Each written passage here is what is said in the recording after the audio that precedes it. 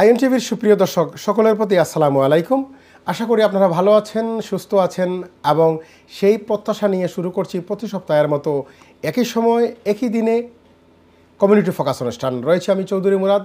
আশা করি আপনারা ভালো রয়েছেন। সুপ্রিয় দর্শক, আপনারা জানেন আমরা এই যে প্রবাসী যারা রয়েছি তাদের সমসাময়িক বিষয় উন্নয়ন এবং অবদান সেইগুলোকে স্বীকৃতি দিতে এবং তাদের কর্মতৎপরতাকে তুলে ধরতে আমরা প্রতি সপ্তাহে আপনাদের জন্য কমিউনিটি ফোকাস অনুষ্ঠান নিয়ে আসি। তো সেই হিসেবে আজকেও আপনাদের সম্মুখে আমাদের একটা প্রত্যাশিত আকাঙ্ক্ষা নিয়ে আপনাদের সম্মুখে হাজির হয়েছি। আর যে বিষয়টা হচ্ছে আজকের এই প্রতিপাদ্য বিষয় হচ্ছে আমাদের প্রবাসীদের দেশীয় সম্পর্ক এবং রাষ্ট্রীয় উন্নয়ন, সেই বিষয় নিয়ে আমরা আলোকপাত করব। আজকে আমরা পরিচয় করিয়ে দেব আপনাদের সাথে, আমাদের সাথে যারা রয়েছেন আজকের এই প্যানেলে কথা বলতে এবং মিশন এবং ভিশন নিয়ে যারা কাজ করছেন দেশে এবং বাংলাদেশে এবং প্রবাসে দেশীয় উন্নয়নে, সেই সব সমন্বিত ব্যক্তিবর্গ আমাদের সাথে আমরা কথা বলবো। সুপ্রিয় দর্শক, আমরা পরিচয় করিয়ে দেব অনুষ্ঠানের শুরুতে। ডানে যিনি রয়েছেন আমাদের সাথে রয়েছেন আঞ্জুমান চৌধুরী। জি, আজকে আপনি এখানে আসার জন্য আপনাকে অনেক ধন্যবাদ জানাচ্ছি। আপনি কেমন আছেন? ধন্যবাদ। জি, আপনাকে অনেক ধন্যবাদ। সুপ্রিয় দর্শক, তিনি হচ্ছেন কানেক্ট বাংলাদেশ, একটা সামাজিক সংগঠন রয়েছে যে বিষয়টা বাংলাদেশের এই যে প্রবাসী যারা মানুষ রয়েছেন তাদের বাংলাদেশের সাথে সম্পর্ক এবং প্রবাসী কমিউনিটির মানুষের সাথে সমন্বিতভাবে কিভাবে মুক্ত চিন্তা, উন্নয়ন এবং সার্বিকভাবে শহরকে সহযোগিতা করা যায়, তেমনই একটা উদ্যোগী সংগঠন হচ্ছে কানেক্ট বাংলাদেশের। তিনি ভাইস প্রেসিডেন্টের দায়িত্ব রয়েছেন এবং আমার সর্ববামে বলা যায়, সর্ববামে যিনি রয়েছেন মীর রাশেদ আহমেদ। রাশেদ সাহেব, আজকে এইখানে আসার জন্য আপনাকে অনেক ধন্যবাদ। আপনি কেমন আছেন? আপনাকেও অনেক ধন্যবাদ এবং আইএনটিভিকে সাথে। আলহামদুলিল্লাহ, আমি ভালো আছি। সুপ্রিয় দর্শক, মীর রাশেদ সাহেব হচ্ছেন অনেক গুণান্বিত একজন মানুষ। কমিউনিটি অ্যাক্টিভিস্ট হিসেবে রয়েছে, সামাজিক, সাংস্কৃতিক, সে সাথে সাহিত্য, সাংবাদিকতা, তার অনেক অবদান রয়েছে। তিনি আমাদের আইএনটিভি পরিবারেরও একজন সদস্য এবং তিনি আমাদের অনেক সহযোগিতা করে থাকেন। তাকে পরিচয় করিয়ে দিলাম। আপনি আসার জন্য ধন্যবাদ জানাচ্ছি। এবং আমার ডানে যিনি রয়েছেন তিনি হচ্ছেন জনাব নাসিম চৌধুরী সাহেব। নাসিম চৌধুরী সাহেব, আজকে অনুষ্ঠানে আসার জন্য ধন্যবাদ জানাচ্ছি। আপনি কেমন আছেন? আমি ভালো আছি। আপনাকে অনেক ধন্যবাদ আমাকে এই ইন্টারভিউতে এই অনুষ্ঠানে আসার জন্য। আপনার মাধ্যমে আপনার সমস্ত কলাকুশলী ওদেরকে ধন্যবাদ এবং আইএনটিভির সব শ্রোতা দর্শকদেরকে আমার ধন্যবাদ। আপনাকে অনেক ধন্যবাদ। সুপ্রিয় দর্শক, যখন আইএনটিভির কথা বলা হয় তখন আমরা ব্যক্তিগতভাবে, সমন্বিতভাবে, সমষ্টিগতভাবে আমরা গর্ববোধ করি, কারণ এই টেলিভিশনটি সামাজিক এবং বিভিন্ন বাংলাদেশের বিভিন্ন প্রান্তের বিভিন্ন এলাকার বিভিন্ন সামাজিক, সাংস্কৃতিক, জাতিগতভাবে বিভিন্ন ধরনের অনুষ্ঠান করে থাকে এই বাংলাদেশকে তুলে ধরার ক্ষেত্রে। সেই নাসিম সাহেব এই প্রশ্নটা করার জন্য ধন্যবাদ জানাচ্ছি। এবং সর্বশেষে তাকে পরিচয় করে দেবো আজকের এই প্যানেলে। আমাদের সাথে রয়েছেন পরে বলবো জনাব আবু আহমদ খিজির। তিনি ব্যক্তিগতভাবে আমাদের জাতির একজন গর্বিত সন্তান। জনাব খিজির সাহেব, আজকে এই অনুষ্ঠানে আসার জন্য আপনাকে ধন্যবাদ জানাই। আপনি কেমন আছেন? আমি ভালো আছি। আসসালামু আলাইকুম সুধীবৃন্দ। আইএনটিভিকে ধন্যবাদ জানাচ্ছি আমি সহ কানেক্ট বাংলাদেশের সদস্যদের এখানে আমন্ত্রণ জানানোর জন্য। আশা করি আপনারা আমাদের সাথে আমাদের কথাবার্তা শুনে খুশি হবেন। ধন্যবাদ আপনাকে। সুপ্রিয় দর্শক, জনাব নাসিম সাহেব হচ্ছেন কানেক্ট বাংলাদেশের সাধারণ সম্পাদক, সেক্রেটারি জেনারেলের দায়িত্বে রয়েছেন, প্রাইম মিনিস্টার বলা যায় এই সংগঠনের। আর আমাদের সাথে যিনি রয়েছেন একদম প্রেসিডেন্ট হিসেবে জনাব আবু আহমদ খিজির সাহেব, তিনি একজন বীর মুক্তিযোদ্ধা। এবং সবচেয়ে বড় ব্যাপার হচ্ছে যে আমরা তাদেরকে ডেকেছি আমাদের এই অনুষ্ঠানে। যে জিনিসটা হচ্ছে আমরা দেখলাম যে তাদের এই সাংগঠনিকভাবে এগিয়ে নিয়ে যাচ্ছেন এবং সুস্থ, সুন্দর, সাবলীল একটা চিন্তা চেতনা নিয়ে এগিয়ে যাচ্ছেন, বিশেষ করে বাংলাদেশ এবং প্রবাসী মানুষের উন্নয়নে। জনাব আবু আহমদ সাহেবের কাছে প্রথমে যাচ্ছি যে আপনারা যে বিশেষ করে যে এই যে সংগঠন প্রায় 6 বছরের মতো হয়ে গেছে, হ্যাঁ, যতটুকু আমি জানি। তো সেই জায়গায় যে আপনারা যে এই মেন অবজেক্ট কী জন্য এ ধরনের কানেক্ট বাংলাদেশের একটা নাম দিয়ে এবং বিশেষ করে এই যে বিভিন্নভাবে আপনারা কাজ করে যাচ্ছেন? আপনি জানেন, শ্রোতারা আপনারা সবাই জানেন, বাংলাদেশের 18 মিলিয়ন লোক প্রবাসে বসবাস করছে। তাদের মধ্যে অনেকে এনআরবি, নন রেসিডেন্ট বাংলাদেশি, অনেকে রেমিটেন্স আর্নার্স, বিশেষ করে মিডল ইস্ট এবং ফার ইস্টে যারা কাজ করছে। আমাদের বিভিন্ন ধরনের সমস্যায় আমরা বাংলাদেশে ফেস করছি। বিশেষ করে এয়ারপোর্ট থেকে আমাদের সমস্যা শুরু হয়। আমাদের এনআরবিদের লাইফ সিকিউরিটি অভাব, আনলফুলি আমাদের dishonestly they are taking all of our properties and our inheritance. এবং আমরা যারা 18 মিলিয়ন প্রবাসী বাংলাদেশে বাইরে বসবাস করছি, যদিও আমাদের অনেকের ভোট আছে, কিন্তু আমার ভোট দেওয়ার কোনো অধিকার নেই। কেন অধিকার নেই? কারণ আমাদের বিদেশ থেকে ভোট দেওয়ার কোনো ব্যবস্থা নাই। এবং এই 18 মিলিয়ন ভোটারের বাংলাদেশের পার্লামেন্টে কোনো প্রতিনিধি নাই। অতএব আমরা কানেক্ট বাংলাদেশের পক্ষ থেকে এই 18 মিলিয়ন প্রবাসে যারা বসবাস করছে তাদের অধিকার আদায়, এবং আমরা আমাদের ইনকাম থেকে বাংলাদেশে আমরা যে রেমিটেন্স পাঠাই তার অলমোস্ট 25%-এর বেশি বাংলাদেশে বাজেটে কন্ট্রিবিউট করে, কিন্তু সেখানে আমাদের কোনো রকম বাংলাদেশের ডেভেলপমেন্টের, ইকোনমিক ডেভেলপমেন্ট এবং রিকনস্ট্রাকশনে আমাদের কোনো পার্টিসিপেশন নেই। ধন্যবাদ আপনাকে।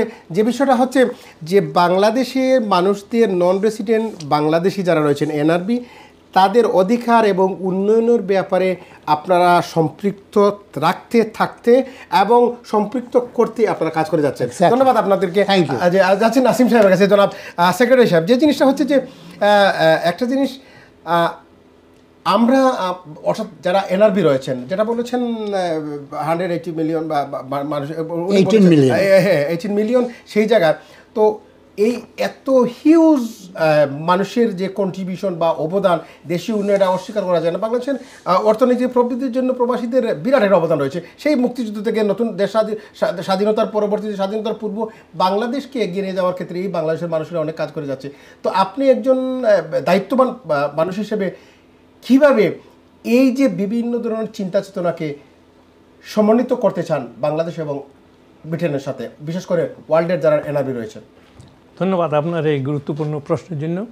আমি জবাব দিতে চাইলে আমাকে প্রথমে বলতে হচ্ছে, connect Bangladesh international main slogan হলো প্রবাসীদের অধিকার ও বাংলাদেশের উন্নয়ন। কিন্তু অনেকে বুঝতে পারে না এই দুটার মধ্যে ইন্ট্রিনজিক্যালি রিলেটেড একটা সম্পর্ক আছে। সম্পর্কটা আমি একটু বুঝাই বলে, যদি আমাকে সময় দেন, সেটা যদি বুঝান তাহলে সব কিছু বুঝে যাবেন। সেটা হচ্ছে গিয়ে যে আমাদের যারা প্রবাসীরা আছে, এদের যে প্রজন্মরা এই যে অধিকারের কথা আমাদের প্রেসিডেন্ট সাহেব বললো, এটা না পেলে এবং এটা যদি সংরক্ষণ করতে না পারি, এটা না পেলে এবং সংরক্ষণ করতে যদি না পারি, তাহলে আমাদের এই যুব সমাজ, নতুন প্রজন্ম বাংলাদেশের প্রতি ইন্টারেস্টটা গ্র্যাজুয়ালি হারায় ফেলবে।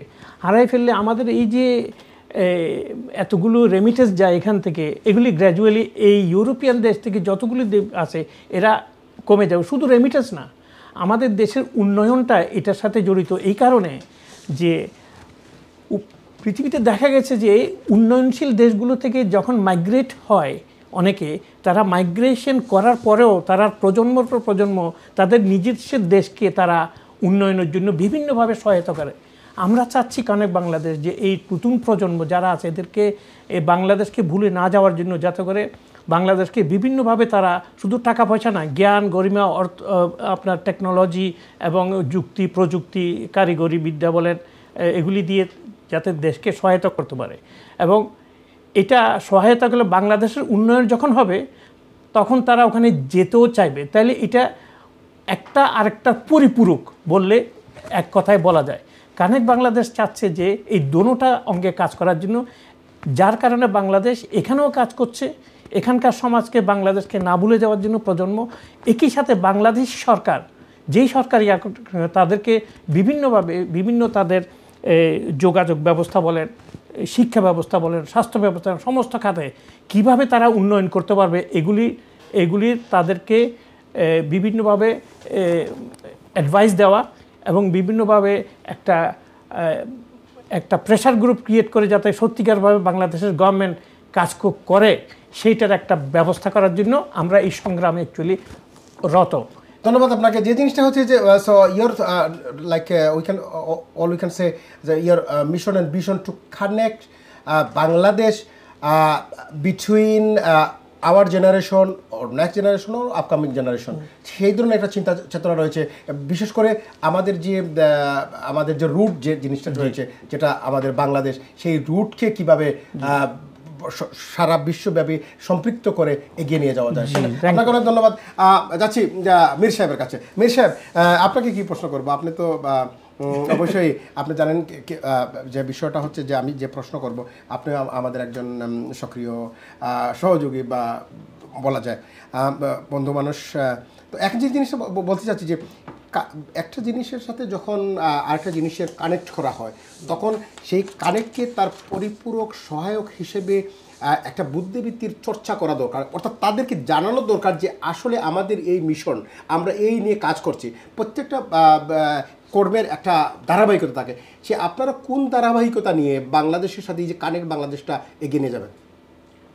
ধারাবাহিক বলতে কানেক্ট বাংলাদেশ ইন্টারন্যাশনাল ইউকে একটা প্ল্যাটফর্ম, গ্লোবাল প্ল্যাটফর্ম। এখন কথা হচ্ছে সরকারের সাথে যদি কিছু করতে আমরা চাই জনগোষ্ঠী বাংলাদেশে, এবং সেটা বাংলাদেশের উন্নয়নের জন্য এবং যারা এনআরবি আছে বিদেশে, দুজনের এটা কম্বাইন একটা এফোর্টের জন্য একটা প্ল্যাটফর্মের প্রয়োজন। নাহলে কীভাবে আপনি যেটা বললেন একটা ধারাবাহিকতা আমরা কীভাবে মেনটেন করবো যদি একটা প্ল্যাটফর্ম না থাকে? কারণ বাংলাদেশ হচ্ছে একটা platform to facilitate between the NRBs, যারা দেশের যারা প্রবাসী বাহিনী, এবং বাংলাদেশ সরকার বা রাষ্ট্র। এখন কথা হচ্ছে এই দুই ইউনিটের মাঝখানে কী আছে? বিভিন্ন সমস্যা আছে। আমাদের যারা এনআরবি তাদের বাংলাদেশে যখন আমরা যাই আমাদের অনেক সমস্যা ফেস করতে হয়। সমস্যার পাশাপাশি কিন্তু অনেক অপরচুনিটি আছে যেগুলো আমরা এনআরবিরা অন আওয়ার ওন আমরা কখনো জানার সুযোগ পাই না। সেই জায়গায় চলে আসে কানেক্ট বাংলাদেশ ইন্টারন্যাশনাল। কারণ কানেক্ট বাংলাদেশ ইন্টারন্যাশনাল মাধ্যমে দোনো সাইডের যে ইনফরমেশনগুলো আমরা একত্র সামনে নিয়ে আসি। যেমন ধরুন রেমিটেন্সের কথা বলা হয়েছে, ভালো কথা, অনেক রেমিটেন্স বাংলাদেশে যাচ্ছে, কিন্তু এই রেমিটেন্স যোদ্ধারা যখন বাংলাদেশে যায় তখন তাদের যাদের প্রপার্টি আছে যখন তারা দেখতে পারে তাদের প্রপার্টির অস্তিত্ব থাকছে না, তাই না? তো এই ধরনের সমস্যাগুলো যখন ওরা ফেস করে তখন ওদের কাছে এক ধরনের আপনার কনফিডেন্স চলে যায়, বাংলাদেশে কি করবো না, আরও কি রেমিটেন্স পাঠাবো, কোনো আমাদের কোনো সেফটি নাই। তো এইগুলোর জন্য স্ট্রং একটা মুখপাত্র প্রয়োজন, সেটা হচ্ছে কারেক্ট বাংলাদেশ ইন্টারন্যাশনাল। যেমন ধরুন এটা আমি প্রপার্টির কথা বললাম, যেমন বাংলাদেশ সরকার এনকারেজ করার জন্য রেমিটেন্স আরও বাড়ানোর জন্য বিভিন্ন আপনার ক্যাপিটাল ইনভেস্টমেন্টের প্রয়োজন বাংলাদেশে আছে, কিন্তু দেশকে উন্নত করার জন্য সেই ক্যাপিটাল ইনভেস্টমেন্ট করার জন্য অ্যামাং দি এনআরবিস প্রচুর পরিমাণে ব্যবসায়ী আছে, প্রফেশনালস আছে।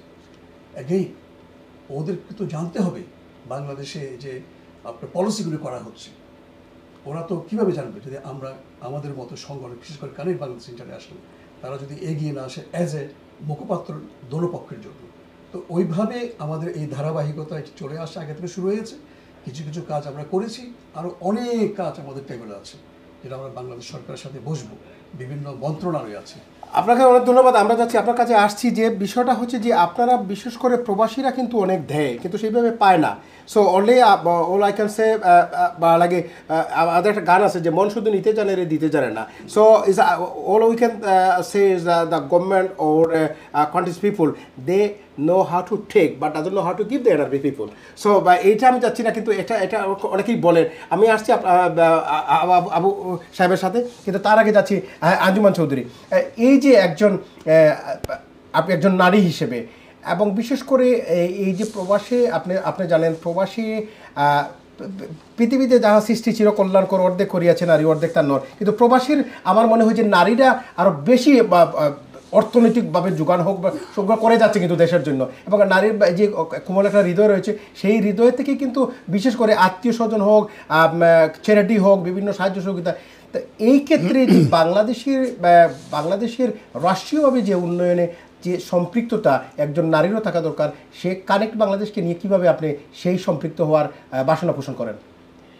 যে আমি নারী হিসাবে এই দেশে আমি অনেক দিন থেকে আছি এবং আমি প্রফেশন হিসাবে মাধ্যমিক সেকেন্ডারি স্কুলের টিচার ছিলাম। এখানে অনেক দিন পূর্ব লন্ডনে টিচিং করেছি এবং সেই জন্যে এর থ্রু দিয়েই আমি এদেশের যে নিউ প্রজন্ম, অনেক দিন হয়ে গেল যদিও, এখন থার্ড প্রজন্ম এসে গেছে, ওদের ভিতরে যে আমি চেতনা দেখেছি, এই জন্যে আমি মনে করি যে ওরা চায় বাংলাদেশে যেতে, কিন্তু ওদের ভিতরে নিজের দেশের যদি কোনো খারাপ কিছু থাকে, যেরকম খিজির ভাই বললেন এয়ারপোর্ট থেকে শুরু হয় ওদেরকে হেনস্থ করা, এগুলোর কারণে ওরা যেতে চায় না। এই জিনিসগুলো উন্নতি করা অনেক দরকার, এবং মেয়ে হিসাবে আমি মনে করি আমাদের অনেক কন্ট্রিবিউশন দেশে থাকা উচিত, এবং এদেশের নতুন প্রজন্মদেরকে আমাদের ইন্টারেস্টেড করা উচিত বাংলাদেশের প্রতি, বাংলাদেশের ভালোটা তুলে ধরা উচিত। এবং এদেশের স্কুল কারিকুলামগুলোতে টিচার হিসাবে আমি বলছি যে ওদের ইতিহাস, বাংলাদেশের মুক্তিযুদ্ধের ইতিহাস, নারীদের ইতিহাস, অনেক কন্ট্রিবিউশন আছে, এগুলো একটু কারিকুলামে ইনক্লুড করা উচিত। এবং মা হিসাবে মাদেরকেও একটু এনকারেজ করতে হবে ছেলেপেলেদেরকে দেশে যাওয়ার জন্যে। কিন্তু সবচেয়ে বড় কথা হচ্ছে কানেক্ট বাংলাদেশ যেটা করছে, বাংলাদেশের উন্নতি এবং এদেশের ছেলেপেলেদের বাংলাদেশে যাওয়া, এটা অঙ্গাঙ্গিভাবে জড়িত। এরা যদি পছন্দ না করে তাহলে যাবে না, এবং এটা খুবই দরকার। আমি নারী হিসাবে মনে করি আমাদের দেশে অনেক গরিব যারা আছে তাদেরকে কিভাবে সাহায্য করা যায়, যেরকম আর্থিকভাবে ওদেরকে কিছু সহায়তা দিলে ওরা নিজেদের ইনকাম করতে পারে ঘরের মধ্যে। সেই স্বাবলম্বী করার যে প্রচেষ্টা, সেই ধরনের চিন্তা চেতনা আপনার রয়েছে, আপনাকে ধন্যবাদ। আবার যাচ্ছি জনাব আবু আহমদ খিজির সাহেবের সাথে। খিজির সাহেব, একটা জিনিস হচ্ছে যে যেটা আঞ্জুমান চৌধুরী বলেছেন যে সহযোগিতা করা, গরিব হোক, আর্থিকভাবে দৈন্য যারা রয়েছে তারা, বা রাষ্ট্রীয়ভাবে হোক, কিন্তু সবচেয়ে বড় ব্যাপার হচ্ছে আপনি উল্লেখ করেছেন যে বিশেষ করে আমাদের প্রবাসীরা এত কিছু করে, কিন্তু আপনি যখন দেশমুখী হবেন তখন শুরু হয়ে যায় আপনাদেরকে one kind of they try to abuse যে গ্রেভ অল দিস থিংস মনে করে। আমি ওই দিন আমাদের বাংলাদেশের একজন উপদেষ্টা ছিলেন, আমি রাজনৈতিক কথা যাচ্ছি না, আমি প্রশ্ন করছি যে উনি বলছেন যে আমাদের ইনভেস্ট করেন সবাই বলে। আমরা তো এই বিদেশে সাংবাদিকতা করি হিসেবে অনেক রাষ্ট্রীয় বড় বড় একদম প্রাইম মিনিস্টার সব, প্রেসিডেন্ট সবাই আসেন, মাঝে মাঝে আমাদের সাথে মিট হয় তারা, এবং বলি যে ওরা যখন আসে বলে প্রবাসীর জন্য আমাদের দুয়ার একদম খোলা, কিন্তু দেখা যায় আসলে দুয়ার খোলা না, আসলে মানে এইখানে দুয়ার খোলা, আর যখন লোক fly on to get in to the airplane তখন তারা ফরগেট অ্যাবাউট দ্য এনআরবি। তো সেই জায়গায় আমি ওইদিকে যাচ্ছি না, আমাদের মাঝেও আমিও একজন এনআরবি হিসাবে অনেক কিছু বলার আছে, কিন্তু ব্যাপার হচ্ছে আপনি শুধু বলছেন যে একদম এয়ারপোর্ট থেকে শুরু হয়ে যায় অ্যাবিউজিং, হ্যাঁ, তারপরে আপনার প্রপার্টির কথা যারা মির সাহেব বলেছেন, অনেকে প্রপার্টি বা তার ইনভেস্টমেন্ট ওগুলো গ্র্যাব করে নেয়, বিভিন্ন ধরনের সিচুয়েশন আছে। সেই ক্ষেত্রে আপনার কী ধরনের রাষ্ট্রীয় সহযোগিতা বা আপনাদের কি ধারণা রয়েছে, বা আপনাদের কী ধরনের কর্মতৎপরতা রয়েছে, এবং সেই জিনিসটা উদ্ধার করার জন্য বিশেষ করে রাষ্ট্রীয় পরিচালনা যারা রয়েছেন তাদের সাথে? কারণ এইখানে আপনি দেখবেন যে প্রবাসীদের অনেক কিছু কন্ট্রিবিউশন আছে, কিন্তু তাদের প্রতিনিধিত্বই তো নাই, কোনো জায়গায় দেখা যায় না কোনো সরকারের আমলে। আমি এখানে দুইটা জিনিস আলোচনা করতে চাই। সেটা হচ্ছে, প্রথমে আমরা যারা প্রবাসী, আমরা যারা রেমিটেন্স আর্ন করে বাংলাদেশে পয়সা পাঠাই, এ পর্যন্ত বিভিন্ন রিপ্রেজেন্টেটিভ তারা বাংলাদেশ গভর্নমেন্ট থেকে এখানে আসেন, তাদের একমাত্র উদ্দেশ্য হচ্ছে তারা প্রমোট করার চেষ্টা করেন যে আপনারা শুধু রেমিটেন্স বাড়ান, রেমিটেন্স পাঠান। কিন্তু বাংলাদেশের অর্থনৈতিক ডেভেলপমেন্টের জন্য, বাংলাদেশের রিকনস্ট্রাকশনে আমাদের প্রবাসীদের কোনো রকম কোনো ইনভলভমেন্ট নাই। সেই ইনভলভমেন্টটাকে সিকিউর করার জন্যে বাংলাদেশ গভর্নমেন্টকে একটা কন্ডিউসিভ এনভায়রনমেন্ট তৈরি করতে হবে, এবং সেই ইনফরমেশনগুলো এমবাসি থেকে বিভিন্ন কান্ট্রিতে যারা বাস করে তাদের কাছে সেটা যেতে হবে, এবং যে ইকোনমিক প্রজেক্টের সাথে ইনভলভ হতে গেলে তার যে ভেটিং প্রসেসটা, সেটা বাংলাদেশে না যেয়ে এমবাসি থেকে সেই ভোটিং প্রসেসটা করতে হবে, যাতে করে আমরা যারা প্রবাসী আছি অনেকে ইনভেস্ট করতে পারে। 10,000 পাউন্ড থেকে শুরু করে 1 মিলিয়ন পর্যন্ত পাউন্ড ইনভেস্ট করার মতো বহু প্রবাসী আছে, কিন্তু ইনভেস্ট করার জন্যে যে সিস্টেম দরকার, জানা দরকার, সেটা আমাদের এখানে আমরা জানি না। আমাদেরকে এই জিনিসগুলো জানতে হলে পরে বাংলাদেশে যেতে হয়, 3-4 মাস থাকতে হয়, কিন্তু সেই সময় আমাদের নাই, সেই এক্সপেন্সও আমরা ব্যয় করতে পারি না। অতএব বাংলাদেশ গভর্নমেন্ট যদি প্রবাসীদেরকে, বিশেষ করে যারা বিদেশে থাকে তাদেরকে ইনভলভ করতে চায়, তাদের অ্যাম্বাসি থেকে সমস্ত ইনফরমেশনগুলো তাদের কাছে ডিসিমিনেট করতে হবে। আপনি একটা জিনিস বলেছেন যে এফোর্ড করতে পারেন না বাংলাদেশে 3-4 মাস থাকা, এবং সবচেয়ে বড় ব্যাপার আপনি যখন এক জায়গায় যাবেন বিমানের যে ভাড়া এটা নিয়ে দীর্ঘদিন থেকে একটা বিষয় হচ্ছে, সেইখানে সেই বিষয়টাকে আপনি কীভাবে দেখছেন যে অন্যান্য বিমান এয়ার যদি যান আপনি হয়তো ঢাকা হয়তো 600 পাউন্ড, কিন্তু আপনি দেখেন এখন যান এখন 1400 পাউন্ড 1300 পাউন্ড, সেই জায়গায় দেখা গেছে 1300-1400 পাউন্ডে দেখা যায় 2 লক্ষ টাকার উপরে। একজন যদি পরিবারের 4-5 জন যান তাহলে দেখা যায় মানে 10 লক্ষ টাকা যদি বাড়া হয় আরও 10 লক্ষ টাকা খরচ হয়ে যাবে। তো এইগুলো তো সারা জিন্দেগি তো এফোর্ড করতে পারবে না। বাংলাদেশ বিমানের কথা আপনি মেনশন করেছেন, it's a very important issue এবং it's a very good question. Bangladesh বিমানকে যদি ফিজিক্যালি ইকোনমিক একটা ভায়াবল প্রতিষ্ঠান হিসাবে সার্ভাইভ করতে হয় তাহলে তাকে ইন্টারন্যাশনাল কম্পিটিশনে তাকে কম্পিট করতে হবে। হ্যাঁ, আমরা কি দেখি বাংলাদেশ বিমানে আমরা টিকিট করতে গেলে আমাদের সিট নাই, কিন্তু কেউ যখন থেকে সিট একটা খুঁজে পায় যাওয়ার সময় দেখে অর্ধেক সিট সেখানে খালি। কেন এটা হয়? জি, Is it a policy of economic viability of organization? No, not at all. আমি কথা বলতে গেলাম, আমি একদম শুয়ে গেলাম। আমাকে অনেকে বলছেন যে সাংবাদিক সাহেব আপনার তো ভাগ্য ভালো আপনি শুয়ে যাচ্ছেন। আসলে শুয়ে যাওয়া কেন, ভিতরে তো খালি, আপনি শুয়ে যাবেন। কিন্তু টিকিটটা কেনার আগে আপনাকে কি বলছে? সিট নাই, ফুল বুক। হ্যাঁ, কিন্তু আপনি যদি কোনো রকম একটা সিট পান তখন যাওয়ার সময় দেখবেন যে অর্ধেক সিট খালি।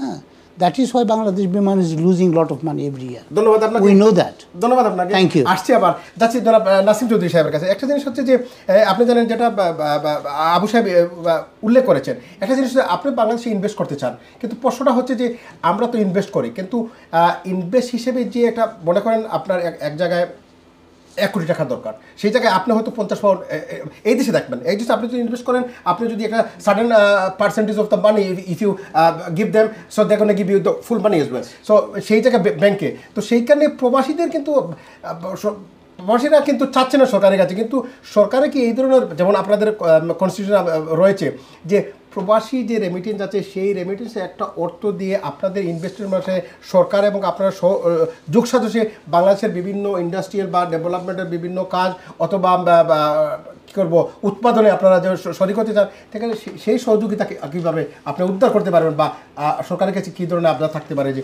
আমাদেরকে সহযোগিতা করেন? ধন্যবাদ। আবার আরেকটা গুরুত্বপূর্ণ প্রশ্ন উত্থাপন করার জন্য। আমি অনেক কথা বলতে হয়, এটা অনেক বড় একটা বিষয়। এখানে বৈষম্য একটা কথা চলে আসে। বৈষম্য হওয়ার কারণে আমাদের বাংলাদেশের সৃষ্টি হয়েছিল। বৈষম্য যদি না হতো বাংলাদেশের সৃষ্টি হতো না। আজকে আমাদের বৈষম্যের এই সংগ্রামে আমরা যেহেতু আমাদের আমরা যারা এখানে এনআরবিরা আছে আমরা ওই বৈষম্যের শিকার, আমরা এই যুদ্ধে রত। আমি আমার বিগত জীবনে 13 বছরে একটা ব্যাংকের ডাইরেক্টর থাকার সুবাদে আমি এই কথা বলতে পারি এবং অর্থনীতি সম্বন্ধে আমি সম্পৃক্ত, যদিও আমি দেশে আছি এখন। বাংলাদেশে বৈদেশিক মুদ্রা ডেইলি কত টাকা আসে অথবা কত ডলার আসে, আপনি যদি কোনো ব্যাংকারকেও জিজ্ঞেস করেন সে কতক্ষণ বিচলিত হবে যে কত তো আমি জানি না। তখন মনে হয় যে আমাদের দেশের লোকরা আসলে তাদের নিজের অধিকার সম্বন্ধে কতটুকু অ্যাওয়্যার, এটা আমার জন্য প্রশ্ন। কারণ আমাদের দেশে প্রতিদিন 600 থেকে 700 কোটি টাকা পরিমাণ বৈদেশিক মুদ্রা ঢুকে। আমি আপনার মাধ্যমে সারা বাংলাদেশের মানুষকে এটা জানাতে চাই। কানেক্ট বাংলাদেশ মনে করে এতগুলো বৈদেশিক মুদ্রা, আমরা মনে করি সত্যিকার অর্থে বাংলাদেশের উপর্যুপরি সরকার, আমি কোনো পার্টিকুলার বিশেষ সরকারের কথা বলছি না, তারা মানে সুন্দরভাবে এটা প্রপারলি যথাযথভাবে তারা এটা ব্যয় করতে পারছে না মানুষের উন্নয়নের জন্য অথবা এনআরবিদের উন্নয়নের জন্য করতে পারছে না। বিধায় আমরা মনে করি আমরা সরকারকে একটা হোয়াইট পেপার তৈরি করতে বলবো যে এতগুলো টাকা বছরে যে আসে প্রতি মাসে $2.5 বিলিয়ন, এগুলি তারা কোন কোন খাতে খরচ করে, এটা একটা হোয়াইট পেপার ক্রিয়েট করার জন্য। এবং একই সাথে আমরা বলবো যে আমাদের এই বিশাল অঙ্কের একটা ফরেন কারেন্সির একটা ক্ষুদ্র অংশ যাতে আমাদের এনআরবিদেরকে যাতে তারা ইনভেস্ট করে, যদি করে সেইটা সিকিউরিটি এনআরবি 100% দিতে পারবে, যার কারণে এটা করলে এনআরবিদের সাথে বাংলাদেশ এবং বাংলাদেশের মানুষ এবং সরকারের সাথে একটা বন্ধনের সৃষ্টি হবে। এবং আমি যে এর আগে আগামী প্রজন্মের কথা বলছি, এই আগামী প্রজন্ম ইন্টারেস্টেড হবে যে আমাদের বাংলাদেশ সরকার আমাদের প্রতি যে ইন্টারেস্ট আছে আমাদেরকে ওই ইন্টারেস্টটা দেখাতে হবে। এই জন্য আমি মনে করি আমাদের আরও অনেক বিষয়াদি আছে যেগুলি আমরা বাংলাদেশ সরকারের কাছে উত্থাপন করব, কিন্তু এগুলি করতে গেলে আমাদের যে ফোর্সের দরকার, আমি মনে করি আমাদের যে বিরাট একটা যে আমাদের প্রেসিডেন্ট সাহেব বলতে 1,80,00,000 আছে এখানে, এবং ব্রিটেনে তার অনেক বেশি অংশ আছে। আমাদের এখানে যতগুলো সংগঠন আছে সবাইকে আমরা নিয়ে বাংলাদেশের কানেক্ট বাংলাদেশ ইন্টারন্যাশনাল হচ্ছে একটা যথাযথ প্ল্যাটফর্ম, যেটার মাধ্যমে সমস্ত যতগুলি এখানকার আছে সংস্থাগুলো আছে এদের সাথে একসাথে মিলে যে সংগ্রাম করে দেশের উন্নয়ন এবং এনআরবির উন্নয়ন করতে পারবে বলে আমি বিশ্বাস করি। ধন্যবাদ আপনাকে। সুপ্রিয় দর্শক, আমরা সবসময় বলি আমরা সমন্বিত, এরপরে আমরা একইভাবে সকলের সাথে মিলে, কিন্তু সেটা হয় না। একটা কথা আমরা পিপল সেইং অ্যাবাউট যে বাঙালি যদি এক জায়গায় দুইজন থাকে তাহলে তিনটা সংগঠন হয়ে যায়, অর্থাৎ দুইজনের তিনটা সংগঠন করে ফেলে। তো আমরা যাবো জনাব হাবু সাহেব এবং আমাদের মীর সাহেব রয়েছেন এবং আমাদের আঞ্জুমান চৌধুরী রয়েছেন। আসলে সুপ্রিয় দর্শক পাশাপাশি রয়েছেন তারা, কিন্তু চৌধুরী হিসাবে বুঝতে পারছেন তাদের কি সম্পর্ক। সুপ্রিয় দর্শক, আমরা চাচ্ছি ছোট্ট একটি বিরতির পরে আবার চলে আসবো। যাবেন না কোথাও, থাকবেন আমাদের সাথে INTVর সাথে এবং আজকের এই অনুষ্ঠানের সাথে। ধন্যবাদ সকলকে। জিজ্ঞেস করলাম, মনে